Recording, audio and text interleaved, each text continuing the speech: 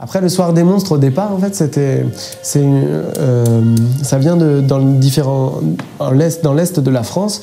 Il y a des soirs par quartier où on pose les objets, les encombrants, sur le trottoir. Donc, et il y a un soir par semaine dans chaque quartier. Et les objets sont déposés comme ça, et il y a un gros camion de la ville qui vient les emporter dans la nuit. Au matin, ils ont disparu. Et moi, en fait, tous les décors de mon spectacle viennent du Soir des monstres. C'est que des objets. Les deux lampes viennent de Toulouse, le phonographe, il vient de Châlons. Voilà, c'est des objets qui étaient destinés à la casse.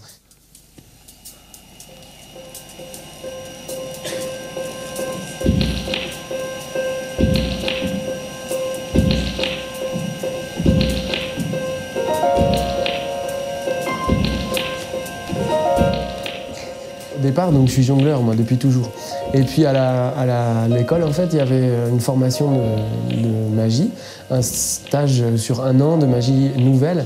Donc c'est quelqu'un qui s'appelle Raphaël Navarro, avec qui j'ai retravaillé ensuite, qui a mis en place cette formation pour essayer de lancer, comme il y a eu le nouveau roman, c'est un clin d'œil à la nouvelle vague, à la nouvelle cuisine, à tout ce qu'on aime bien en France, faire des nouvelles choses.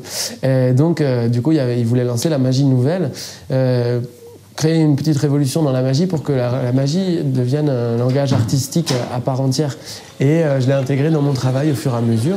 Et ensuite, une fois que ça s'est mêlé à mon travail, j'avais de la matière avec de la magie, etc. Donc je me suis retrouvé magicien. C'était un peu un hasard.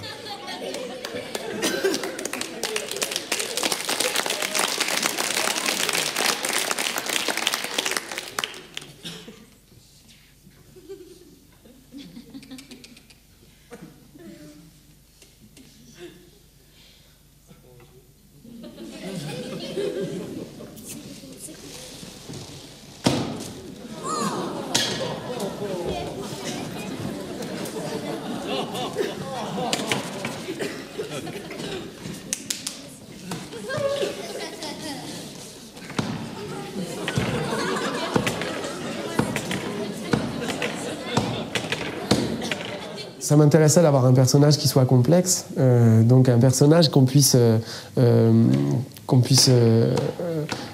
être mystérieux, nous intriguer, et ensuite auquel on puisse s'attacher progressivement, pas d'entrée de jeu, progressivement le trouver sympathique, etc. Le détester pas longtemps après, et ensuite lui pardonner parce qu'il savait peut-être pas, etc. C'est-à-dire faire quelque chose de complexe, pas un bon, un méchant, des choses un peu comme à la télé qui sont un peu dans des cases très précises et qui nous font croire que c'est comme ça dans la vie, alors que dans la vie c'est pas comme ça. Donc c'est pour ça que le monstre se déplace effectivement. Au départ, c'est clairement les objets qui gigotent, qui deviennent inquiétants, qui sont menaçants, qui sont pointus, qui sont en ferraille. Ensuite, ça devient le personnage, puisque du coup il utilise des objets aussi un peu dangereux pour combattre ces objets. Et les objets deviennent sympathiques, alors là c'est encore pire, il devient encore plus monstrueux et ça se déplace, quoi. Voilà.